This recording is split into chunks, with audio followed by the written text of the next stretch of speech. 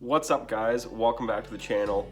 So this is just a quick video because I am just spitballing ideas about what to do over the winter and still be able to provide you guys with some content to watch on those cold snowy days when you just don't want to go outside. So my idea is I'm thinking of building an outdoor ice rink and showing you guys all the steps of it, maintaining it, building a resurfacer for it. But I want to ask you guys, the ones that are constantly coming back to my channel, which I greatly appreciate, if this would be something that you'd want to see. So let me know down in the comments your thoughts on it, ideas, anything like that, if this is something that you would definitely want to see.